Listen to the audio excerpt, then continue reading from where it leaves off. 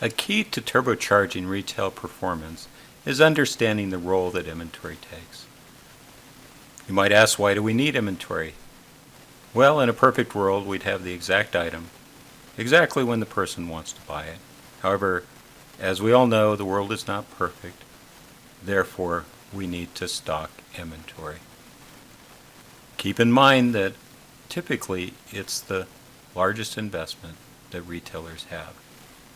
However, that being said, we need to keep them not to be too invested in it. In the following slides, we'll talk about some discounting strategies and how to manage inventory, including the inventory counting process. So many of the retailers that we work with almost consider inventory as a member of the family. And like that odd cousin that no one really wants to talk to, we do have some inventory that we just simply can't sell. While ideally, we want to sell all inventory at full price, we need to understand for those items that we can't, we need to be able to sell them so that we free up the money, the investment, so that we can buy inventory that we can sell at full price. Now, that being said, there are some discounting strategies that we would want to utilize for customer acquisition. For example, if you're running social media ads, Groupons, etc., this is a way of getting people in the door. Therefore, we'll discount for that reason and not the fact that the item couldn't sell. Additionally, all good retailers should have some sort of customer retention program. With QuickBooks Point of Sale, there is a customer rewards program that will reward customers for their loyalty by giving them discounts when they meet certain purchase thresholds. As we talked about, it is also used to liquidate slow-moving inventory. Now you need to use this with caution.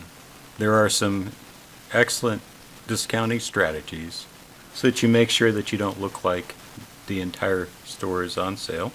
The problem with that is, and I don't know about where you're at, but we have a lot of Persian carpet stores in San Diego, and before the city cracked down, they were always holding going out of business sales, just as a way of getting people in the door so that they would buy rugs at vastly inflated prices that could then be discounted.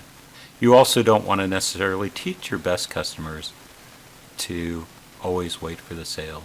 Sometimes the larger retailers get into trouble for that. Use A/B testing to fine-tune your discount. What that means is that you'll try one discount and see what the result is, and then you'll try another one, and you'll compare the two to be able to determine what the best discounting strategy is for your particular store. Let's talk some more discounting strategies.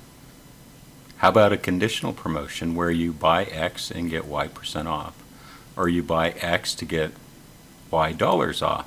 I'm going to go ahead and show you how to do that in point of sale. Additionally, we want to promote impulse buys and cross-selling. What that means is we want to place high margin items next to products with smaller margins. I'm sure that you've all seen, as you come up to the cash register, you'll have gum or whatnot. Those are high margin items. Or perhaps in your display that you'll have where you have some face creams, you'll have some sponges and whatnot. Again, high margin items, and they go together. You also want to create displays that tell a story. As I'm recording this, we've just had Super Bowl Sunday. And of course, any grocery store worth their salt is going to have a display of chips with the dips right next to it. So you would grab both. As we discussed, you would use A/B testing to fine-tune your discounts. For example, let's say that you have a product that's fairly inexpensive, perhaps a supplement that regularly sells for $25. I would predict that an offer of 40% off would do much better than an offer of $10 off, even though the actual value of the two offers is equivalent. For a more expensive product, perhaps a piece of exercise equipment that would normally sell for $350, I would expect that an offer of $50 off would do better than an offer of 15% off, even though the 15% off offer is slightly better. The $50 offer sounds like a substantial amount of money, And for most people, figuring out what 15% of 350 sounds like too much work. So use various discounting techniques, test, and then retest with a different one to find out which strategy works best in your particular industry. Additionally, you want to create discounts for select groups. For example, you can have a VIP customer group, and the VIP customers get 10% off. This is also something that's pretty easy to do in QuickBooks Point of Sale, and we'll go ahead and show you that as well. So let's step through the process to set up buy X for Y% off. All of the other discounting works pretty much the same way, but let's start with that one. To start, click on Inventory and then Price Manager. You see we have two different sections here. We'll cover the change item prices in a little bit, but let's step through Setup Automatic Discount.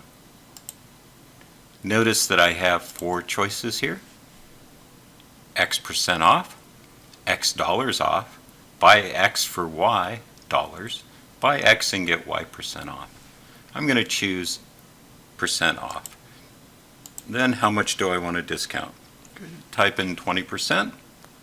Notice that I can set up a date range. So for example, if I have a beginning of the season sale, I can set this discount up early. I can have it start to apply, and then when the sale is over, it will revert the prices back to regular pricing. This is great for being able to set up your discounting strategy for the entire year and then go through and set up those discounts. I won't choose a date for this one, but I'll click Next. Now, which price do I want to change? We have 5 different price levels, including regular price, and regular price is usually what I'm going to want to change here. Click on Next. Now, what items do I want to change in price? And you can see I have all items in a department, all items in a vendor, all items named, or custom. In almost all cases, we're going to choose all items in a certain department. I'll choose my accessory shoes and then click Next. You can see here that it gives it a default name, but I can change that if I want to. And I can also add notes if I choose to. I'm click on Finish to finish the wizard. You can see here that it's added to my discount list. If I need to, I can click on Edit and step through the wizard all over again, or I can click on I want to and either deactivate or actually delete the account. So that is how we set up the buy X for Y, buy X for Y off, etc., etc. In Point of Sale, I do have the ability to set specific pricing for a set of customers. We do that using a technique called price levels. I'm going to go ahead and click on Make Price Changes here. This is useful for a whole lot of other things, and I would encourage you to go into the help for Price Manager to see all the ways that it can be used. But let's step through the specifics of what we're going to use it for here, which is to change the price for my VIP wholesale customers. So I'm going to check and select which price range that I want to change the price. I'll choose wholesale here. It does require me to name this, so I'm going to put in VIP pricing for wholesale. If I choose to, I can add notes and click on Next. Again, I have the ability to go by vendor, department, etc., etc.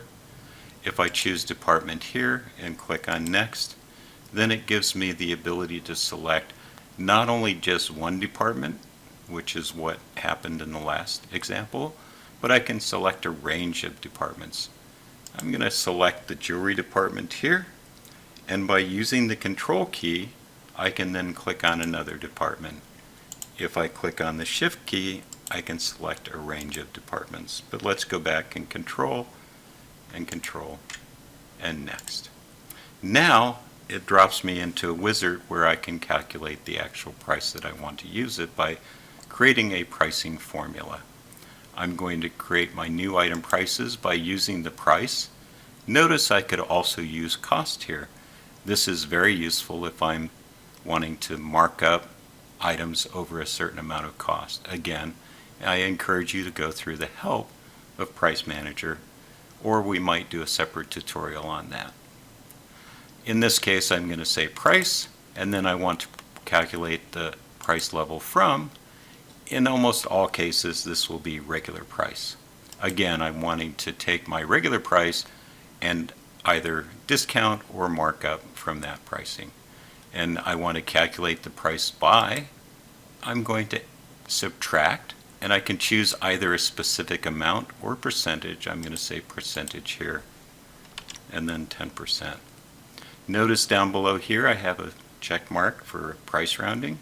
So let me show you how that works. Click on Next, and I can round the prices under the following examples, and I can even set a specific rounding routine if I need to. I'm going to say that I want to round to the nearest 10 cents and click on Next. You can see that we've selected 25 items here. Click on Finish. Apparently some of those items have a zero price, therefore it's not going to make the calculation, and continue. And you can see that it has now created the price that I needed. The last step is to apply changes to inventory. By clicking on this button, it will go ahead and apply those changes. Unlike the other discounting strategies, I cannot set a time frame for this to be applied, but I can go back and I can delete them, I can calculate new prices, I can do whatever I need to do here, etc. And I'm going to discard the changes. So you can see that we have the ability to set up separate rules based on what I want the program to do. Either a discount strategy, or I want to set up pricing for a specific customer. Our last tip to turbocharge your retail performance is managing inventory. We need to be able to know what we have on stock, which means that we have to count our inventory. For tax purposes, we need to know what the value of the inventory is at the end of the year. Additionally, we need to confirm that our processes are working correctly and uncover issues with theft. Did you know that 60% of all theft is internal? So we want to make sure that we're counting the inventory to capture any issues. However, in all of my years of experience here, I've heard almost every excuse. It's too hard to take the inventory. It takes too much time. Or what I really like is I can just look and see what I need to reorder and tell how much I have. Believe me, I understand how painful it can be. There have been many times where I've worked with my retailers to actually help them do the physical inventory. As I pointed out, 60% of all theft is internal, so by doing a physical inventory, you let your staff know that you're paying attention to it. How often should you do it is a good question. At least once a year you should do a physical inventory of your entire location. As we stated, your business determines when the best time is.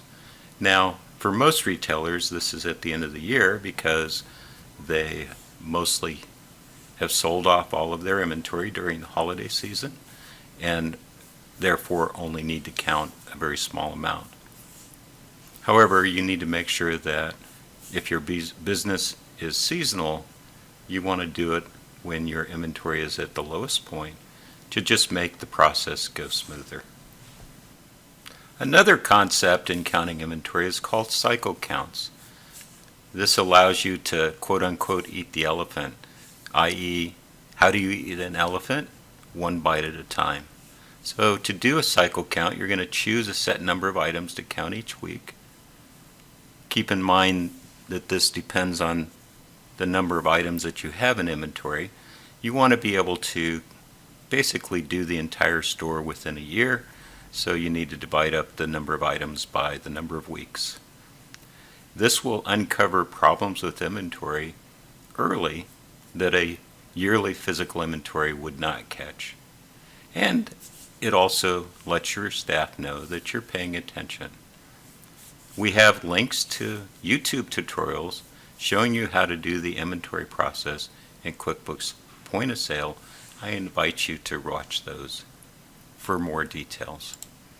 We thank you for your attention to our YouTube. I hope that you've found this useful. Here is all of our contact information. I invite you to reach out to us if you have issues with QuickBooks Point of Sale. We would be more than happy to help you out.